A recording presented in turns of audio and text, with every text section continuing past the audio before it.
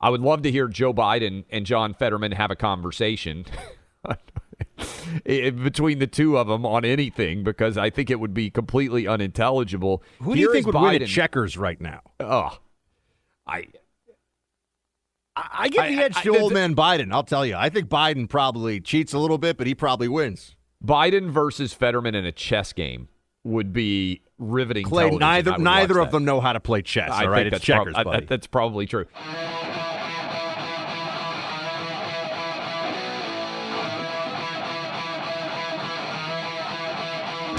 John Fetterman, okay.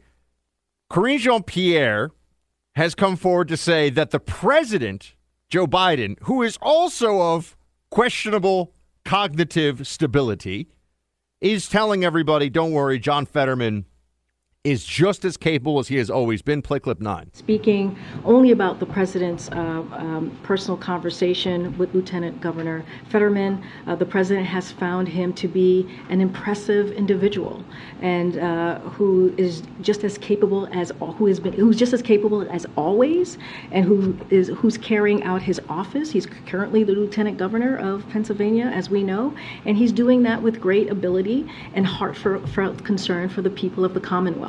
So yes, the president feels that he is very much capable of doing the job. Okay, whatever. I mean, Joe Biden, of course, he's going to say that. Clay, there's nothing impressive about John Fetterman on his best days. I mean, take aside the health issue.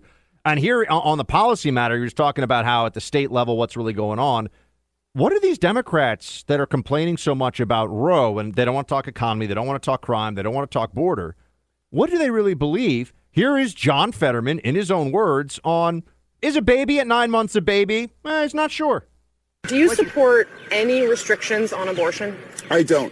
I've always believed... Even in the third trimester? I believe that choice is between a woman, her doctor, and a God if she prays to one. Okay, so just to be clear, I don't is his answer. Zero restrictions on abortion of any kind. A baby at 9 months is not legally or morally, in John Fetterman's world, a baby. This is just monstrous, everybody. There's no other description for it. There's nothing else you can say. So this is why they're hiding all these people, Clay. Because when you find out more about them, you go, whoa, what do you believe again? Well, and they keep talking about how Republicans are putting forth extreme candidates, and they don't even acknowledge that Fetterman is the most extreme candidate of any Democrat or Republican that is running in a competitive state. And this is pretty key.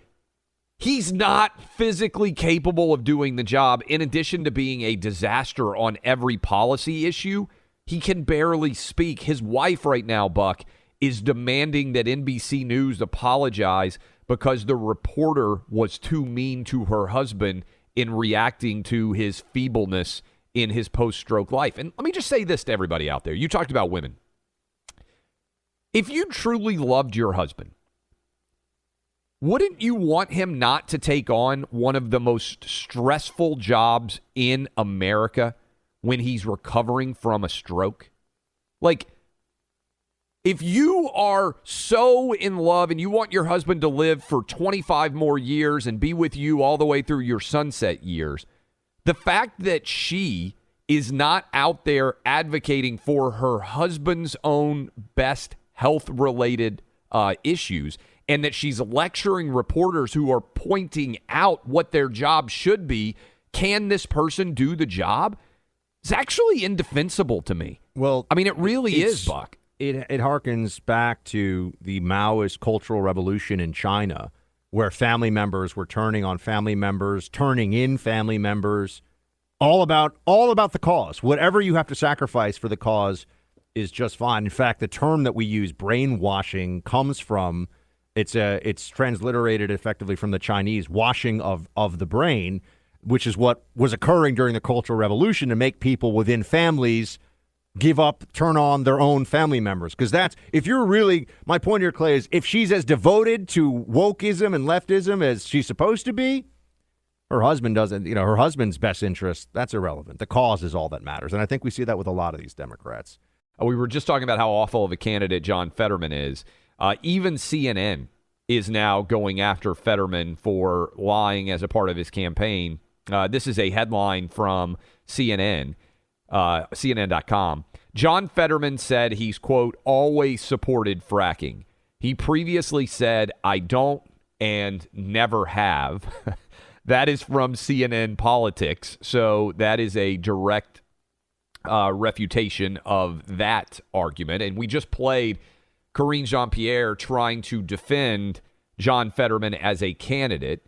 I would love to hear Joe Biden and John Fetterman have a conversation between the two of them on anything, because I think it would be completely unintelligible. Who do you think would win at checkers right now? Oh, I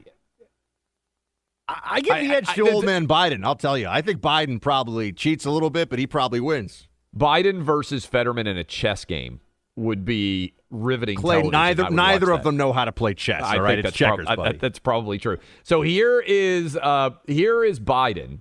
He's trying to give out a website address. For instance, I would like all of you to go to clayandbuck.com.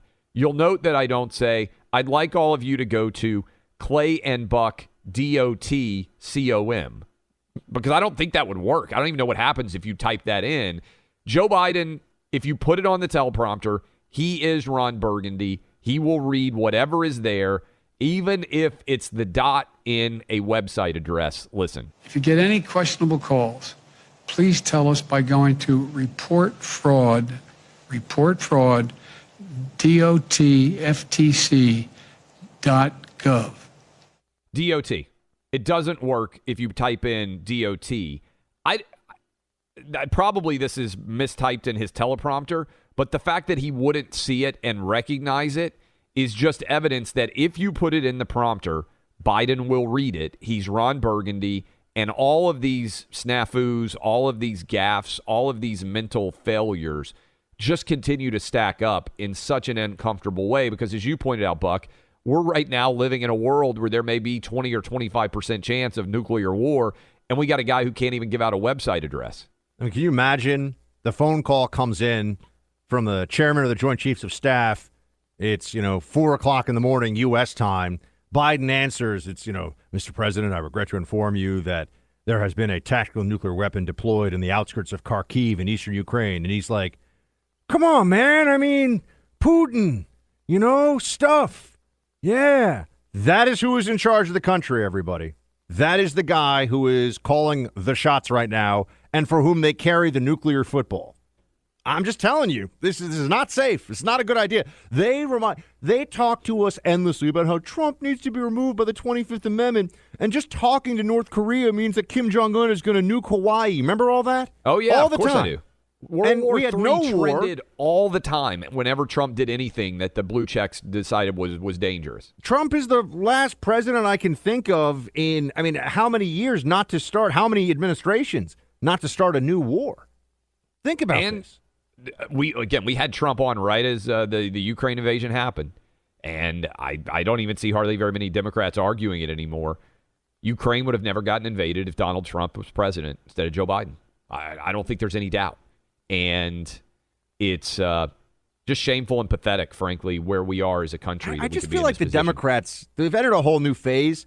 They used to be wrong by a little bit, like they were pushing for the less good option on a lot of things. Now they are diametrically opposed to the good idea or the best option on so many things. Inflation, spend more money. It's like, no, that's the wrong thing to do. Too much crime, get rid of cops. That's the wrong thing to do. And Joe Biden's no better.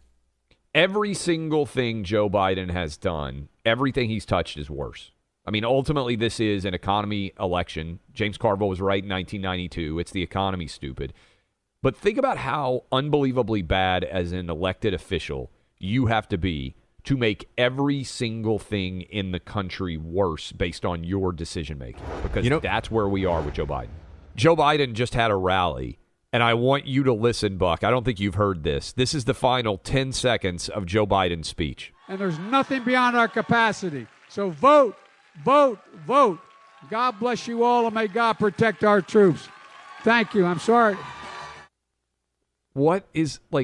How is your final thank you, I'm sorry? That's how he just ended his speech, his rally in support of abortion rights. That is what you just, that just happened in the last couple of hours, last hour or so. Thank you, I'm sorry. Joe Biden signs off. We got to as find president. the greatest of all time was when Biden, and people remember this, and I would say I'm not quoting directly, except it was in words, when he did the and just sort of shouted a bunch of like mumbles. President of the United States, everybody, because Democrats are so serious and smart.